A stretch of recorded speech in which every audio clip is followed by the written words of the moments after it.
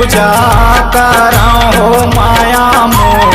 फूल पान धर के पूजा कराओ माँ। ताई तोरे चरण बंदो बिना वादनी मैया वो। फूल पान धर के पूजा कराओ हो माया मोर। फूल पान धर के पूजा कराओ माँ।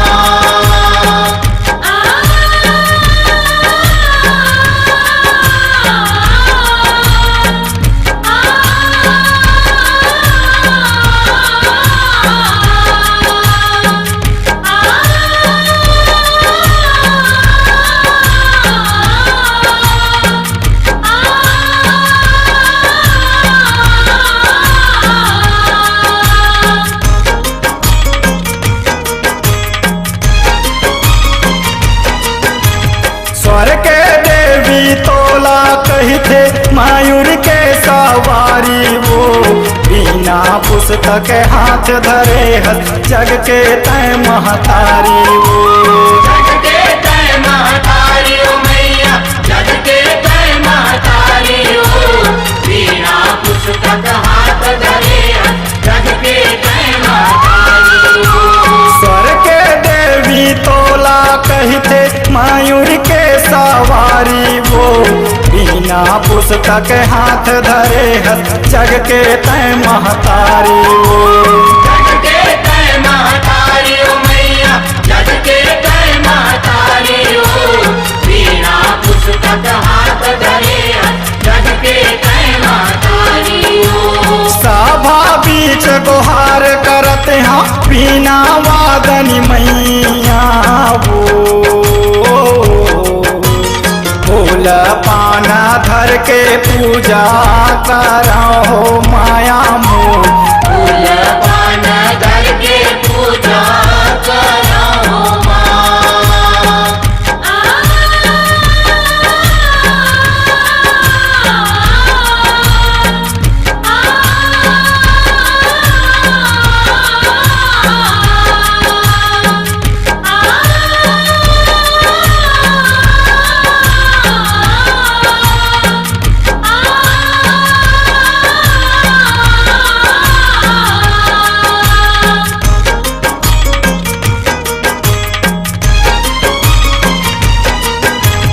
हंस उड़ावत बीना बजावत आजा मोर दुआरी वो।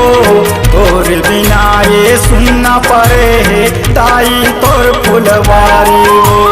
ताई तोर फुलवारी ओ मैया, ताई तोर फुलवारी ओ। तोर बिना ये सुन पड़े ताई तोर फुलवारी ओ।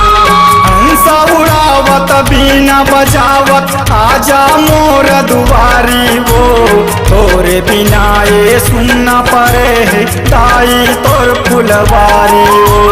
ताई तोर फुलवारी ओ मैया, ताई तोर फुलवारी ओ। तोर बिना ये सुन पड़े ताई तोर फुलवारी ओ। माथ नवा के पैया पर बिना वादनी मैया वो। फूल पाना धर के पूजा कराओ हो माया मोर। फूल पान धर के पूजा कराओ माँ।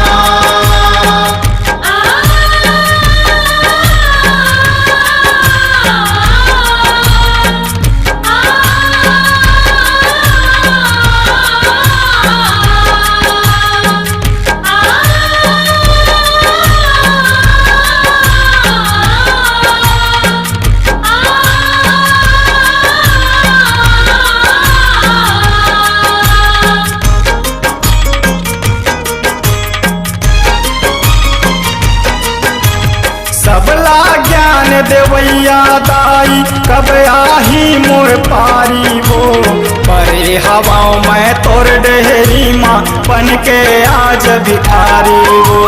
बन के आज भिखारी हो मैया, बन के आज भिखारी हो। करे हवा में तोड़ डेहरी माँ, बन के आज भिखारी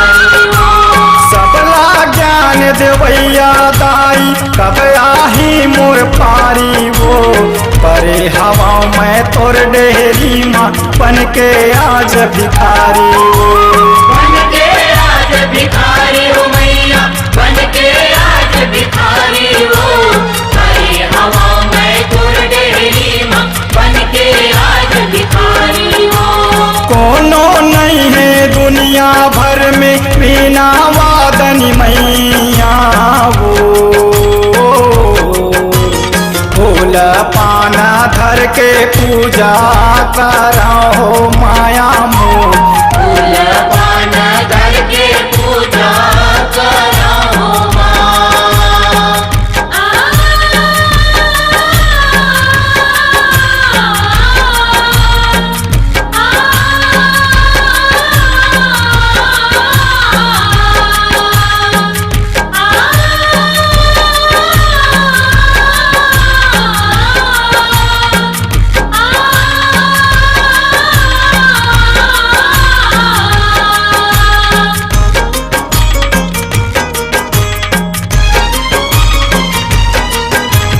बड़ा दयालु सरस्वती दाई सबके करते चिन्हारी वो।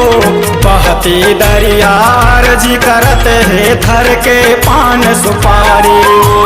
घर के पान सुपारी हो मैया, घर के पान सुपारी हो। भक्ति दरिया अर्ज करत है घर के पान सुपारी हो। बड़ा दयालु सरस्वती दाई सबके करते चिन्हारी वो।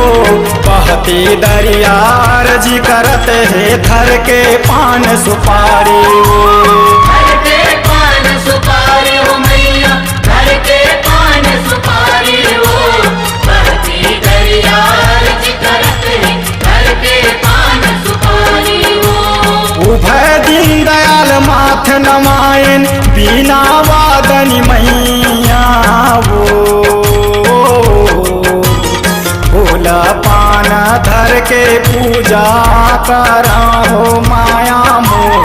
फूल पान धर के पूजा कराओ माँ। दाई तोरे चरण बंदो बिना वादनी मैया वो।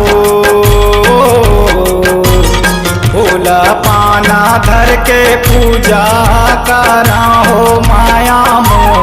फूल पान धर के पूजा कराओ माँ।